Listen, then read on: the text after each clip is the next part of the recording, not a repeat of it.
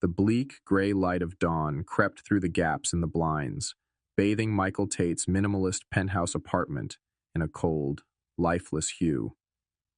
Michael, a man in his late 50s with neatly trimmed salt and pepper hair and eyes that once sparkled with sharp intelligence but now bore the deep lines of fatigue and perhaps bitterness, was lost in a restless sleep. He was no longer the Chief Technology Officer, CTO, of IronClad Industries, the industrial automation empire he had spent over 2 decades of his life building from scratch. 2 years prior, a cold restructuring orchestrated by the new CEO, Jonathan Sterling, a man of numbers and profits rather than innovation, had pushed him out of his own brainchild. 5:23 a.m. The shrill ring of the phone cut through the heavy silence. It wasn't the familiar ringtone he had set. The screen displayed unknown number. A vague sense of unease crept into Michael's mind as he reached for the phone, his voice thick with sleep. Hello?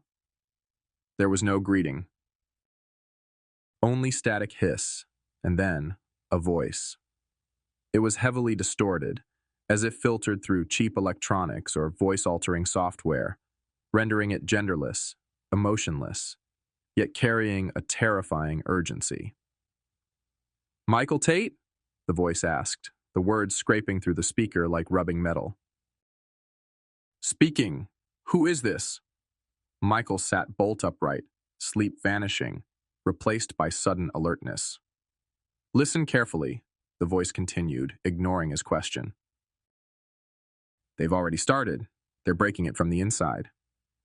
A short pause, just long enough for Michael to process the strange words. Breaking what? Who's breaking it? What are you talking about? Your system, the voice hissed. The one you poured your blood, sweat, and tears into building. IronClad. They have the blueprint. They're using your own blueprint to destroy it. Michael's heart hammered against his ribs. The blueprint? How? The core intellectual property, the proprietary algorithms, the system architecture. They were protected by multiple layers of security, something he and his old team had guarded like the crown jewels. Who are they? How did they get? Click. Beep. Beep. The line went dead abruptly, leaving a heavy silence in the room, filled only by the echo of the ominous warning. Michael stared at the phone in his hand, the screen now dark. 5:24 m. Only a minute had passed, but it felt like the world had just tilted on its axis. Breaking it from the inside, using your blueprint. The words cut into Michael's pride and his deep-seated anxiety.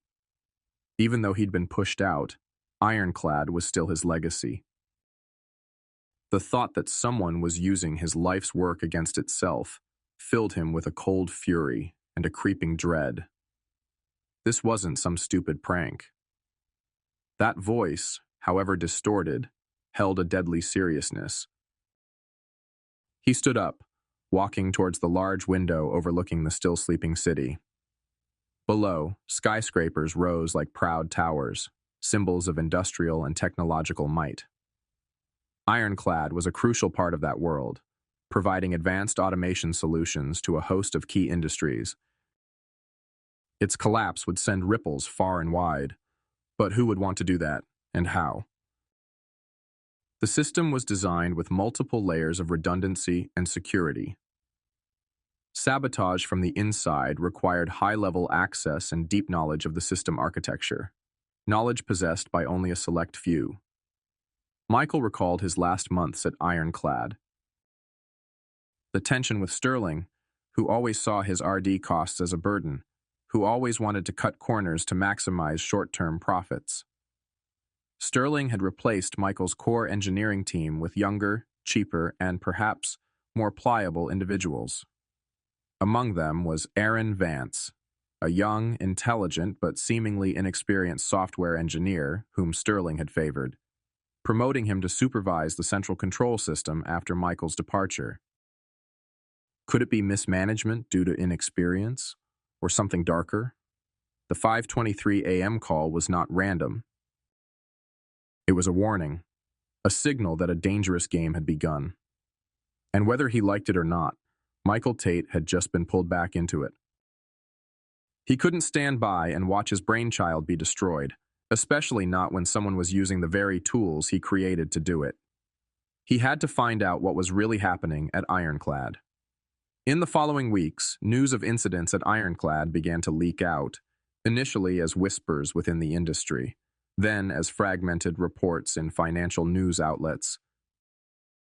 Automated production lines at client factories malfunctioned inexplicably. Smart warehouse management systems reported erroneous inventory data. Even a heavy-duty industrial robotic arm at an automotive assembly plant suddenly went haywire, causing significant equipment damage and nearly resulting in casualties. IronClad publicly reassured the public and clients that these were isolated technical glitches being addressed. They blamed recent software updates or unforeseen environmental factors. But Michael, with his decades of experience and the intuition of the system's creator, felt something was fundamentally wrong. The incidents were too frequent, too diverse, and affected various subsystems of the IronClad ecosystem. Subsystems he had designed to be relatively independent for stability. He decided to act. Though no longer officially employed, he maintained contact with a few veteran engineers from his time, loyal individuals who trusted him. Through discreet conversations, he gathered detailed error reports, system logs, and operational data that IronClad's public relations department would never release. One late evening, sitting in his home office surrounded by screens displaying complex code streams and data graphs, Michael began to notice a disturbing pattern. He focused on the three most recent serious incidents at three different locations, affecting three different types of machinery: an automated sorting system at a logistics center, a robotic assembly line at an electronics manufacturing plant, and a laser-based quality control system at a pharmaceutical facility. Ostensibly, they were unrelated. But when Michael cross-referenced the times of the failures, he found a strange coincidence. They didn't happen exactly simultaneously, but were separated by almost fixed intervals, 17 minutes and 3 seconds apart. More importantly, the error codes logged in the system, though differing in their specific descriptions, shared a deeper commonality. They all originated from an unusual override command, triggered by a request with an identical identifier code. This identifier didn't belong to any standard maintenance or operational protocol he had ever designed. "Impossible," Michael murmured, a chill running down his spine. These weren't random errors. This was evidence of deliberate interference. He began digging deeper, using network analysis tools he had developed years ago to monitor system performance. He focused his attention on IronClad's internal network infrastructure, where machines communicated with each other and the central servers. Most of these communications occurred over strongly encrypted channels, but if someone had obtained the blueprint, as the mysterious caller warned, they might know about backup communication channels or older, less monitored protocols. Michael set up a filter to scan for unusual activity on less used frequency bands, frequencies he had once designated for future diagnostic or emergency purposes but had never widely implemented. He left the computer running the analysis overnight. The next dawn, the screen displayed the results. Amidst the background signal noise, a pattern emerged. A faint, almost undetectable digital signal sequence was being transmitted at regular intervals, coinciding with the timing of the incidents. It operated on a closed frequency, an internal communication channel, whose existence was known only to those with extremely detailed knowledge of the system architecture. The signal didn't contain complex data, just a short activation code sequence. But it acted like a master key, a synchronizing timer. Upon receiving this signal, targeted end devices would execute a piece of malicious code that had been previously planted, perhaps via a disguised software update or an unpatched vulnerability. This code would induce mechanical or logical failures, disrupting operations and generating error codes that looked like common technical issues.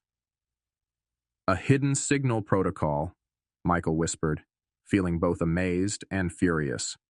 They're remotely controlling the machines, synchronizing the attacks to make them look like a cascade of system failures. This discovery changed everything. It was no longer a hypothesis or vague suspicion. This was proof of a sophisticated, organized sabotage campaign, carried out by someone who understood his system intimately.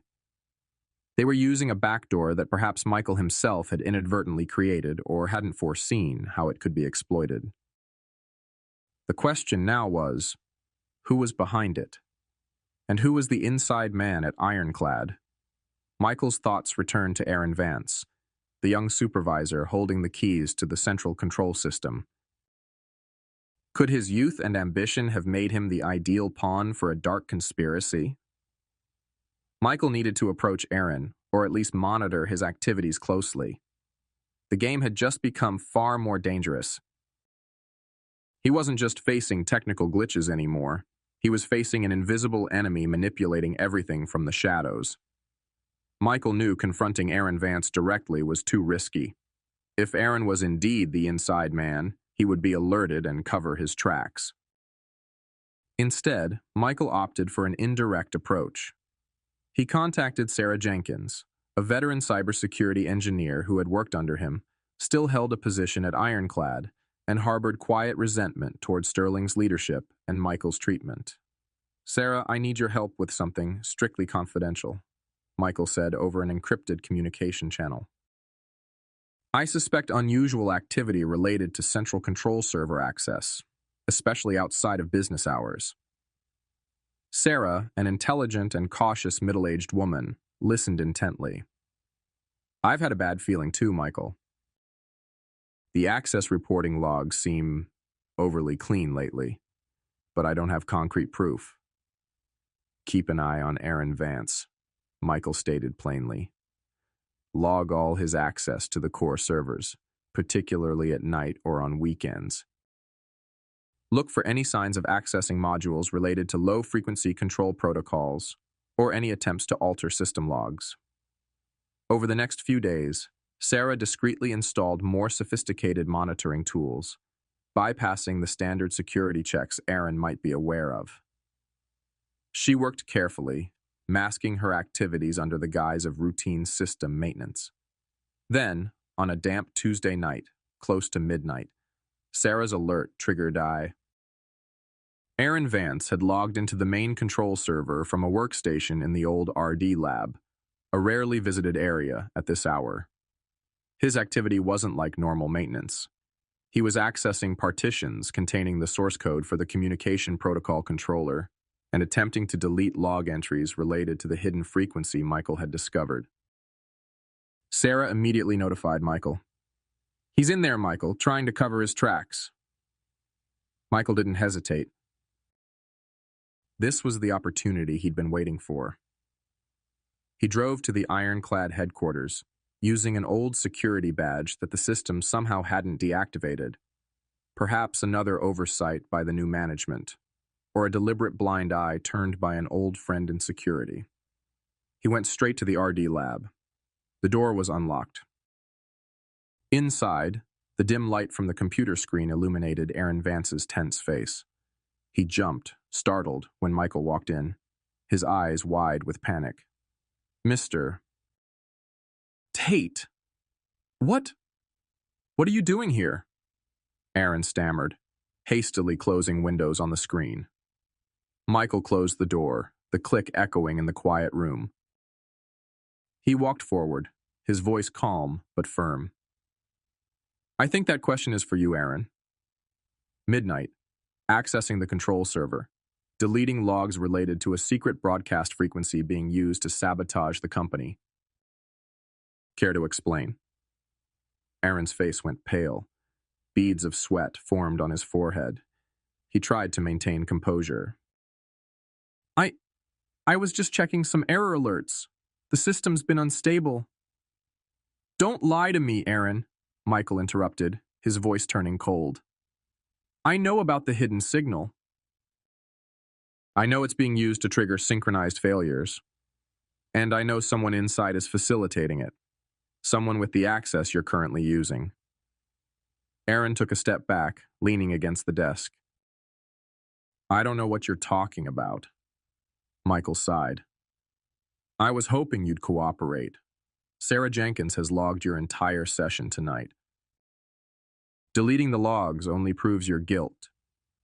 He pulled out his phone, the screen displaying a short video recording of Aaron's monitor from minutes earlier, clearly showing him attempting to delete sensitive files. Aaron stared at the screen, his final shred of denial crumbling. His shoulders slumped. They made me do it, he whispered, his voice cracking. I didn't have a choice. Who made you? Tell me the truth, Aaron. This is your only chance. Under pressure and faced with undeniable evidence, Aaron finally confessed. In a trembling voice, he recounted the story. It began a few months after Michael was fired. A man introducing himself as a representative of a private equity firm called Phoenix Capital had approached him. They knew about Aaron's underlying dissatisfaction, feeling undervalued, his salary not matching his growing responsibilities, and his envy of Michael's reputation. Phoenix Capital painted an enticing picture. They wanted to acquire IronClad, but the company's current valuation was too high. They needed someone on the inside to help adjust that value downward. They offered Aaron a significant upfront payment and promised a senior executive position after the deal closed. They also provided him with the necessary tools and knowledge, including detailed information about system vulnerabilities and the hidden protocols, information that theoretically no one outside Michael and his old core team should possess. They said they got the information from a reliable source, Aaron said, his voice laced with bitterness. They knew everything, Mr. Tate. How to trigger the failures, how to cover the tracks. I just followed instructions. Phoenix Capital, Michael repeated the name. An investment firm specializing in hostile takeovers, notorious for ruthless tactics. And the ultimate goal was to crater IronClad's stock value, panic the board, and then Phoenix swoops in with a lowball buyout offer. Aaron nodded, looking miserable. They said Sterling was weak, that he'd sell the company as soon as the pressure mounted. They wanted me to keep causing incidents, increasingly severe ones, until the stock price bottomed out. And you agreed? Michael asked, unable to hide his contempt. I made a mistake, Aaron mumbled. The money, the promises. I was blinded. Michael looked at the young man before him, intelligent, talented, but easily swayed by greed and envy. Aaron wasn't the mastermind, just a tool, a pawn in a much larger game. But he still had to answer for his actions. You've caused untold damage, Aaron. To the company, to the people who work here, to the reputation of something I spent my life building. Michael pocketed his phone. I have enough evidence to turn you over to the board and the police, but I need more. I need everything you know about Phoenix Capital, how they communicate, their next steps. Aaron, realizing he had no way out, finally agreed to cooperate fully, providing every detail he knew about his handlers. A major knot in the conspiracy had been untangled. The young replacement wasn't naive. He was a key player in the hostile takeover plot. But the bigger question remained. Where did Phoenix Capital get the detailed information about Michael's system?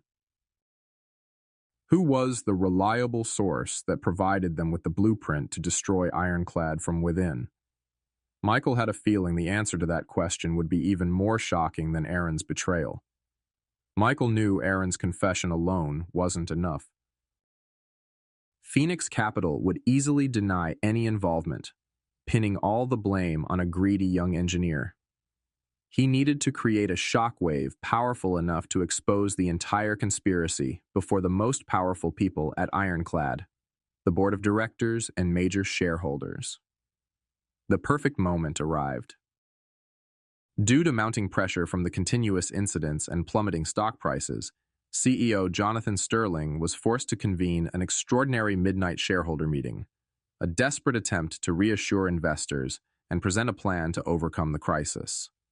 Michael, with help from Sarah and information gleaned from Aaron, now cooperating under close supervision, prepared meticulously. He gathered irrefutable access logs, records of remote commands sent via the hidden frequency, and even encrypted recordings of communications between Aaron and his Phoenix Capital contact. Midnight.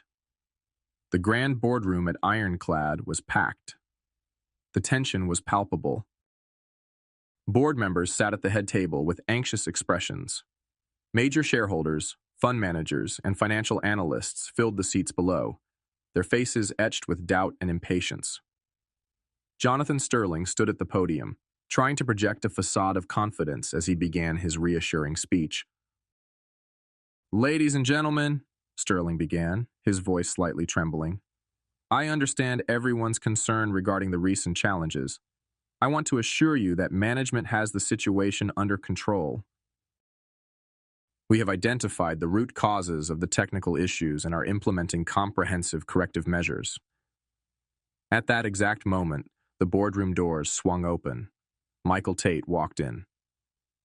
Silence enveloped the room. All eyes turned to the man who was once the company's legend. The man pushed out by the very CEO now standing at the podium. Michael wore a sharp suit, his expression grave, holding a tablet computer. He walked straight to the front, ignoring Sterling's stunned gaze and the murmurs from the crowd. "Apologies for the interruption, Jonathan," Michael said, his voice echoing clearly in the boardroom. "But I believe the shareholders deserve to know the truth about the technical challenges the company is facing." Sterling turned pale. "Michael, what are you doing here? This is a private meeting." "I'm here to present some critical findings," Michael retorted, his eyes fixed on Sterling. He connected his tablet to the large projector behind the podium. "What's happening at IronClad isn't technical failure. It's deliberate, orchestrated sabotage." On the large screen, the evidence began to appear. Access logs, clearly showing Aaron Vance's irregular logins to the control servers, especially at night and on weekends, from locations inconsistent with his duties. Remote command traces. Analysis of the signal on the hidden frequency, decoding the activation codes that matched the timing of severe incidents. Michael explained how this signal was used to synchronize attacks. Communication records, partially decrypted logs showing exchanges between Aaron and a third party, discussing increasing the pressure and ensuring the stock price target. The name Phoenix Capital appeared multiple times. Aaron's confession. Michael didn't play the full recording, but summarized its contents and stated he had the complete record.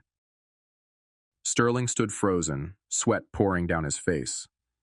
The board members looked at each other in horror. Shareholders began talking animatedly, initial skepticism turning into anger and panic. These are baseless accusations," Sterling stammered, trying to fight back. "Aaron Vance is an employee. Perhaps he made mistakes, but there's no conspiracy. You're just trying to get revenge for being fired." "Is that so?" Michael raised an eyebrow. "Perhaps we should ask Aaron directly. He's right here." On Michael's signal, 2 security officers, loyal to him, escorted Aaron Vance into the boardroom. Aaron looked haggard, his eyes avoiding contact. "Aaron," Michael said loudly, "tell everyone who instructed you to sabotage the IronClad systems." Aaron lifted his head, looking directly at Sterling, then out at the crowd. He took a deep breath. It was Phoenix Capital. They approached me. They promised money and a position. They provided the information and tools." At the exact moment Aaron confessed, a strange whining sound started emanating from the corner of the room, where the rack housing the central servers, the brain of IronClad's entire operation, was located. Error lights on the main server cabinet began flashing red frantically. Everyone turned to look. A thin wisp of smoke started rising from the ventilation slits of the main rack. Michael recognized it instantly. "Get away from there, it's going to blow!" But it was too late. A loud explosion rocked the boardroom. The server cabinet door blew outwards, showering the area with sparks and flames. A small fireball erupted from within, engulfing circuit boards and cables. The fire alarm shrieked, and overhead sprinklers activated, drenching the panicked crowd as they screamed and scrambled for the exits. Amidst the chaos, Michael saw the look of utter horror on Sterling's face as he stood stunned, water and black soot streaking down his face, staring at the burning server stack, the technological heart of his company destroyed right before his eyes. Michael knew what had happened. This was the mastermind's contingency plan, or perhaps Aaron's final act under instruction. A remote-activated or timed kill switch, a piece of destructive code planted in the central server, likely triggered by the exposure of the plot or the confession itself. The goal was to destroy the final evidence and inflict maximum damage, crippling IronClad completely. The truth was out, but the cost was utter chaos. Michael's presentation had succeeded in exposing the conspiracy, but the server explosion had turned it into a real nightmare, an unforgettable visual shock that seared itself into the minds of everyone present. IronClad was literally on the brink of collapse. In the chaos following the explosion and the subsequent extinguishing of the fire, the IronClad board and security personnel gathered in a backup conference room. The air was thick with confusion and anger. CEO Jonathan Sterling was completely broken, unable to speak. Aaron Vance was detained for questioning. Phoenix Capital, though named, had yet to make any comment. The biggest concern now was the company's survival. The central server was destroyed. Operational data, core source code, the latest product designs, all potentially lost forever. On-site backups might also have been compromised by malware or the explosion itself. IronClad faced the prospect of complete paralysis, unable to serve customers, continue production, or develop new products. Amidst the despair, Michael Tate, who had remained remarkably calm, spoke up. It might not be over yet. All eyes turned to him. Mrs. Harrison, the acting board chairwoman now that Sterling was effectively incapacitated, asked urgently, "What do you mean, Michael? The main server is gone." "We've lost everything." Michael shook his head. "Not entirely." He paused, letting his words sink in. "During my 22 years at IronClad, I witnessed many leadership changes, many restructurings. I always feared that someday, for some reason, maybe a natural disaster, a massive cyber attack, or even short-sighted management decisions, the company's entire intellectual property could be wiped out." He continued, his voice steady, but carrying a calculated chill. "So, I did something nobody knew about. Over those years, I quietly created an offline, completely independent archive containing copies of all of IronClad's most critical proprietary designs, core algorithms, source code, and technical documentation. A final backup, updated periodically until the day I was forced to leave." A stunned silence filled the room. Some sighed in relief. Others looked at Michael with searching eyes. "Mrs." Harrison took a step forward. "Michael, if that's true, you're the savior of this company. Where is this archive? We need it immediately." Michael looked directly at Mrs. Harrison and then at the other board members, the ones who had remained silent or voted yes when Sterling decided to fire him 2 years ago. His eyes were cold. "The archive is safe," he said, "but there's a problem. It no longer belongs to IronClad." The room fell silent again, this time the silence of shock and disbelief. "What did you say?" Mrs. Harrison stammered. 2 years ago, Michael explained, his voice devoid of emotion, when I was unceremoniously fired after 22 years of dedication, when I saw the company I considered my child fall into the hands of someone who only cared about short-term profits and was willing to dismantle its technological foundation for numbers on a balance sheet, I was furious, bitter, and perhaps I sought revenge. He paused, letting them absorb the implications. In that anger, I did something I now, perhaps, regret, but at the time it seemed justified. I approached our biggest competitor, Orion Dynamics. Gasps of disbelief rippled through the room. Orion Dynamics was the name IronClad always watched warily, an arch rival. "I sold it to them," Michael said bluntly. "I sold Orion Dynamics access to a significant portion of that secret archive. Not everything, but enough for them to understand our core technology, enough for them to catch up and maybe even surpass us, enough for them to know about the hidden protocols, the potential vulnerabilities." Everyone was stunned. This revelation was even more shocking than the server explosion. Michael Tate, the creator of IronClad, the man who had just exposed the sabotage plot, was also the one who had armed the enemy. So you, a director stammered, "You enabled this?" "Not directly," Michael replied. "I sold the data to Orion out of anger and a desire to see Sterling fail. I had no knowledge of Phoenix Capital's plan or their use of Aaron Vance. But once Orion had that information, it's clear they saw a bigger opportunity than just fair competition. They must have collaborated with Phoenix Capital or fed them the intel to execute an inside attack using Aaron as a pawn. A dual goal: weaken IronClad beyond recovery and simultaneously eliminate a major competitor." Mrs. Harrison looked at Michael, trying to grasp the complexity of his actions. "You sold company secrets to a rival, but then you came back to expose the sabotage?" "Initially, I didn't plan to intervene," Michael admitted. "But that anonymous call woke me up. And when I saw the extent of the damage, saw how they were using my own designs to destroy it, I couldn't stand by. Despite my anger towards the leadership, I didn't want to see IronClad utterly ruined by opportunists and a manipulated pawn. Perhaps it was a remnant of conscience, or the pride of an engineer unwilling to see his work perverted."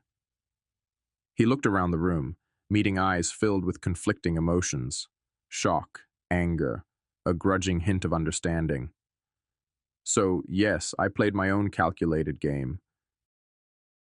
I made a mistake selling the data to Orion in anger. But that very act, however wrong, inadvertently gave me the insight needed to understand their methods and ultimately expose them." This revelation placed Michael in an incredibly complex position.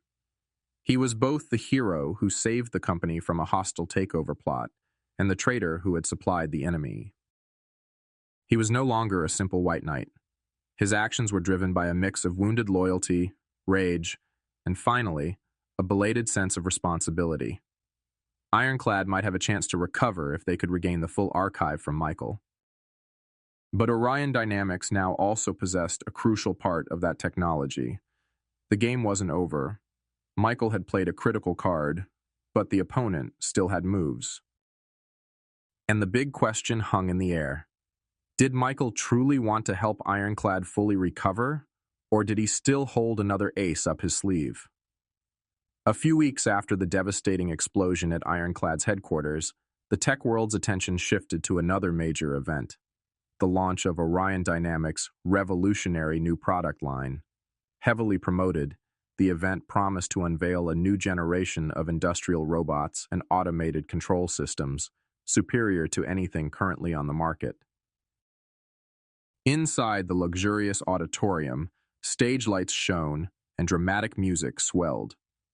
Orion Dynamics CEO, Marcus Thorne, a suave, middle-aged man with a self-satisfied smile, stepped onto the stage. He lavished praise on his engineering team, spoke of years of groundbreaking research, and the innovative vision that created this new technology. Thorne made no mention of IronClad or the recent scandal, but the implication was clear. Orion was now the undisputed leader. "Ladies and gentlemen," Thorne announced proudly, "today we are not just launching a new product. We are redefining the future of automation. Our Nexus system will change the way the world works." Behind him, the large screen displayed impressive 3D renderings of the new robots and sleek control interfaces. The audience, comprising investors, potential customers, and the press, applauded enthusiastically. Aaron Vance, somehow out on bail and present in the crowd at Orion's invitation, perhaps as a reward for his past services, wore a faint, strained smile, trying to hide his anxiety. He knew what this technology was based on. Just as Thorne was basking in his moment of glory, the main doors of the auditorium swung open once more. Michael Tate walked in, uninvited, but with an air of confidence and determination. He wasn't flanked by security, just carrying a thin briefcase. His appearance sent a wave of murmurs through the hall. Everyone recognized him, the legendary engineer from IronClad, the central figure in the recent scandal. Thorne paused mid-speech, the smile freezing on his lips. "Mr. Tate, I don't believe you're on the guest list. I came to clarify a few things about the groundbreaking technology you're presenting," Michael replied, his voice carrying clearly through the still active sound system. He walked directly towards the stage, ignoring the half-hearted attempts by Orion's security team to stop him. "Security, please escort this man out," Thorne ordered, trying to regain control. "I think the audience here will want to hear this," Michael said loudly, pulling a small device from his briefcase and quickly plugging it into the projection system, overriding the display. The 3D images of the Nexus robots vanished, replaced by a rather dull-looking text document. It was a contract. "What is this?" Thorne snapped. "This is the contract Orion Dynamics signed with me 2 years ago," Michael explained calmly. "The contract licensing the use of a portion of data from my technology archive. Yes, I sold you access to certain designs and algorithms. That much is true."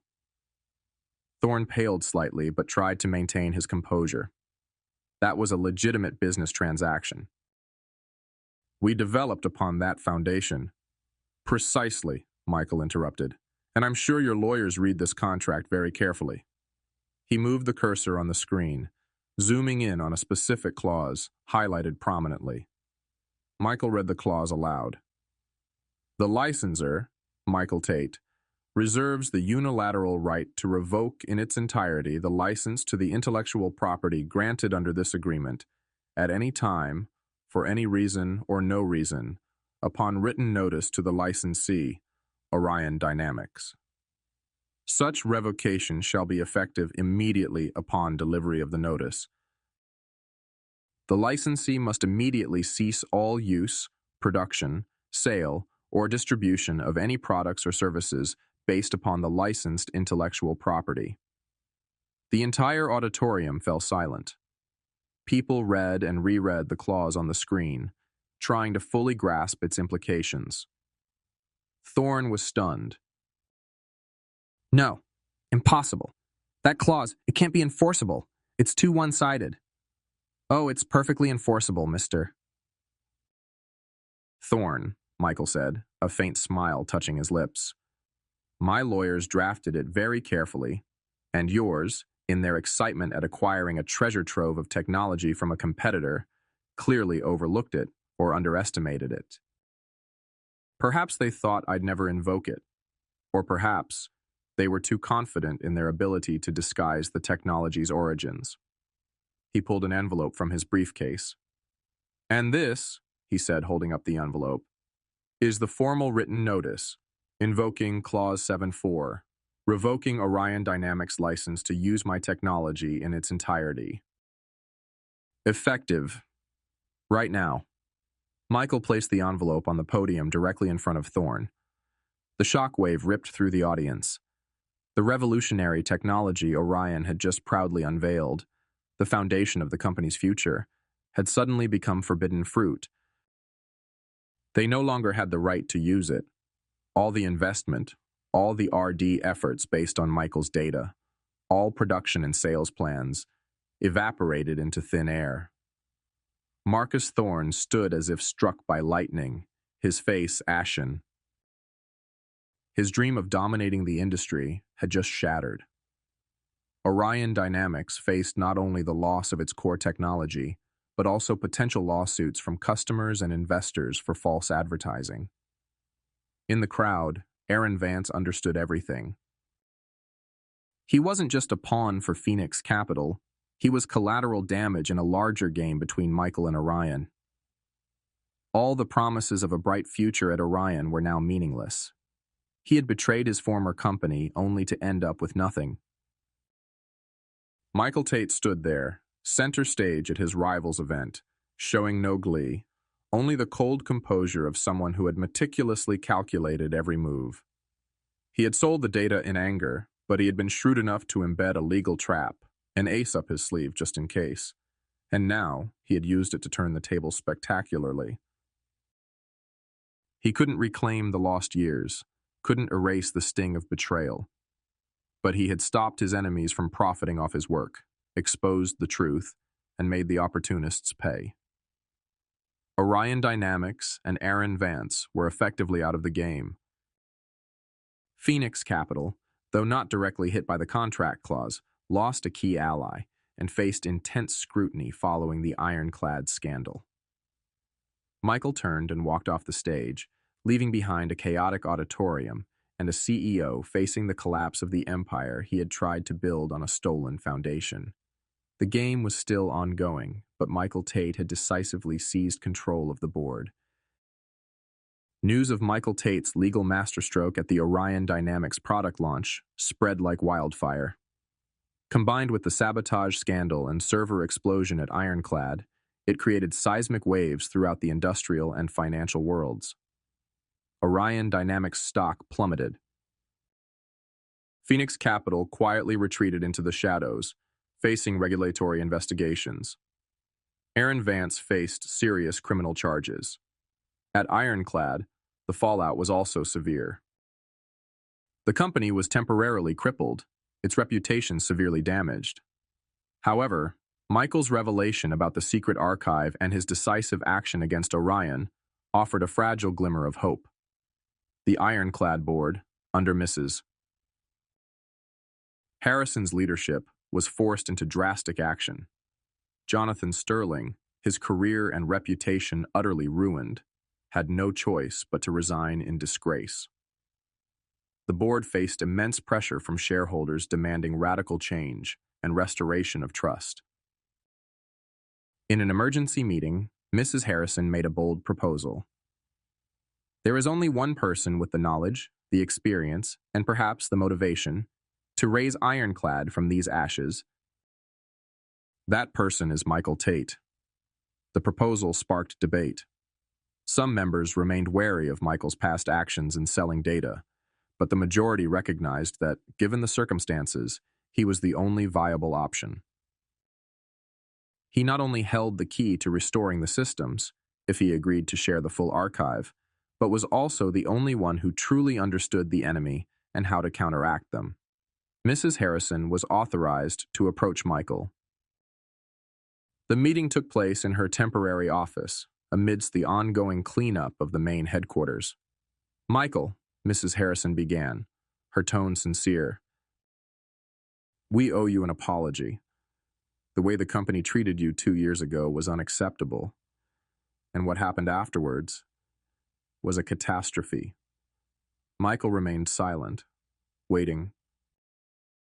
"The board has forced Jonathan Sterling's resignation," she continued. "We are in an extremely difficult position. We need you, Michael. We want to invite you back, not just as CTO, but to take the helm. As interim CEO, with full authority to rebuild the company, you can rebuild your team, redirect the strategy. Consider this your chance to restore your legacy exactly the way you want it.